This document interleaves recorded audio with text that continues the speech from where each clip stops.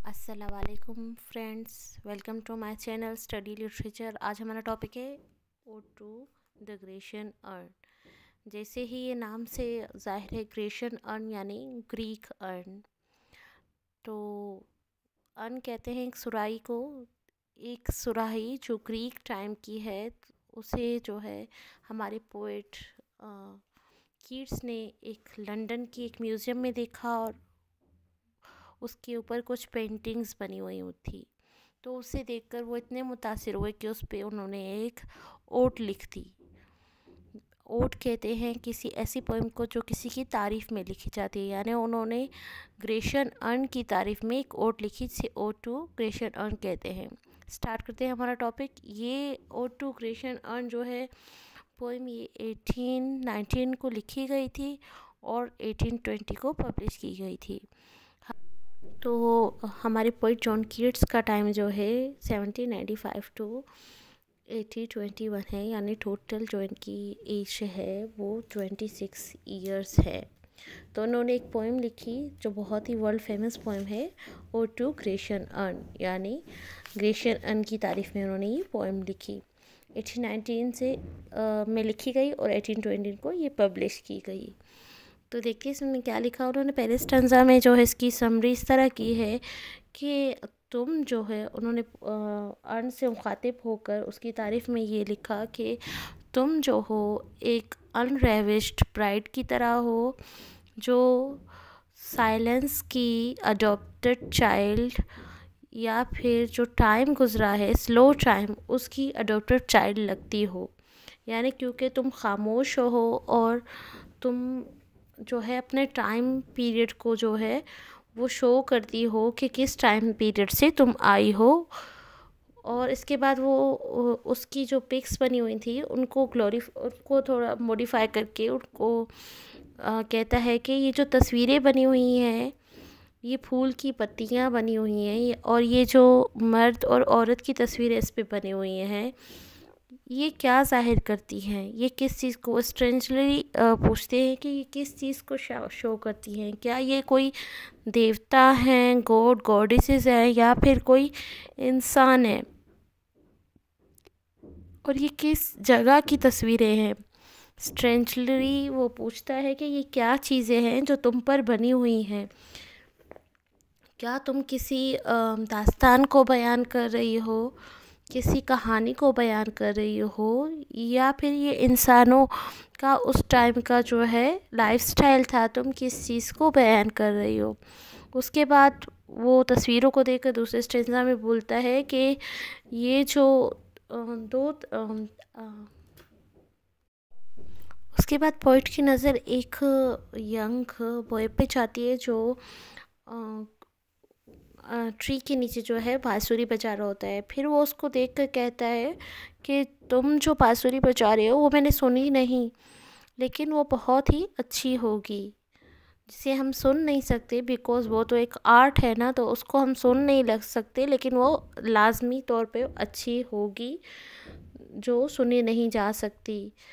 और मतलब तुम और फिर ये कहता है कि तुम इमोर्टल हो, यानी तुम जो बजा रहे हो वो बजाते ही रहोगे, क्योंकि तुम एक आर्ट हो, और आर्ट तो कभी पुराना नहीं होता। तुम हमारी जो लिविंग वर्ल्ड है उसमें बाउंडेड नहीं हो, तुम इमॉर्टल हो। तो तुम जो बजा रहे हो साज, वो बजाते रहोगे क्योंकि तुम इमॉर्टल हो। और फिर पेड़ की पत्तियों को मुखातिब होकर कहता है कि ये पत्तियां जो है ये हमें ना कभी गिरेंगी, ना इन पे कभी जो है ऑटम का मतलब आएगा, जैसे पत्तियां कलर्स चेंज करती हैं या गिरती हैं, क्योंकि तुम एक पिक्चर हो, एक आर्ट हो, तो तुम गिरोगी नहीं और तुम जो है मोर्टल हो।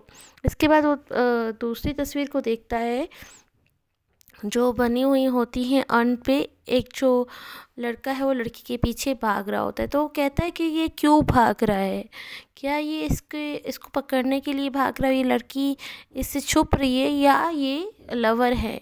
अगर ये लवर हैं तो फिर उनसे मुखातिब होकर ये कहता है कि तुम जो है कभी अपनी लवर को छू नहीं सकोगे, कभी उसे किस नहीं कर सकोगे, क्योंकि तुम तो आर्ट हो।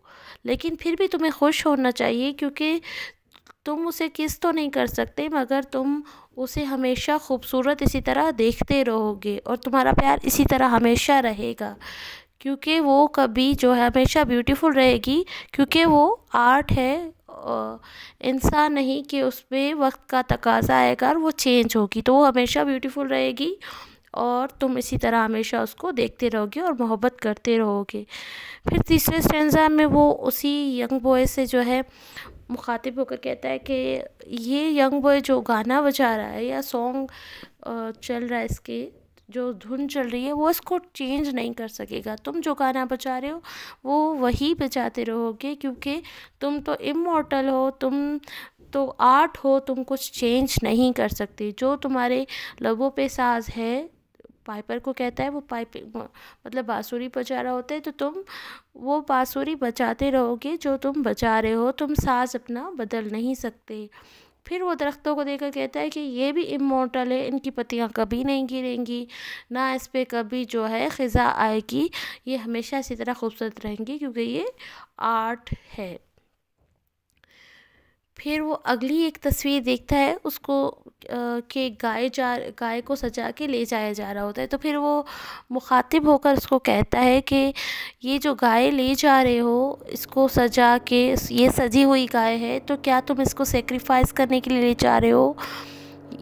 ये गाय क्या प्रेजेंट करती है, क्या ये पहाड़ों से है और ये किस लिए ले जा रहे हो, और ये जो गाँव है ये खाली क्यों पड़ा हुआ है? फिर ये सारे सवाल करके फिर वो कहता है कि आखिरी स्टेंजा में बताता है पोइट के जो ये सारा आर्ट है ये इम्मॉर्टल है, हम तो चले जाएंगे बट ये आर्ट जो है ये इसी तरह खूबसूरत रहेगा। हमारे आने वाले लोग भी जो है इसको आर्ट को इसी तरह खूबसूरत देखेंगे। अगरचे हम तो चले जाएंगे बट ये आर्ट इसी तरह खूबसूरत रहेगा, क्योंकि आर्ट जो है डेथ और जो बर्थ है उससे दूर है, इमॉर्टल है, वो कभी नहीं मरता। और लास्ट में कहता है beauty is truth, truth is beauty, यानी कि ये जो आर्ट है ये हमेशा खूबसूरती है इसकी, ये सच है और यही है जो हमें जानना चाहिए।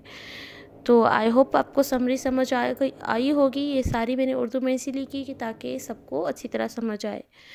तो अगर आपकी ये वीडियो ज़रा भी हेल्पफुल हो आपके एग्ज़ाम्स में, तो लाइक, शेयर और कमेंट करना ना भूलें। सब्सक्राइब भी लाजमी कीजिए। मिलते हैं नेक्स्ट वीडियो में, तब तक के लिए अल्लाह हाफिज़।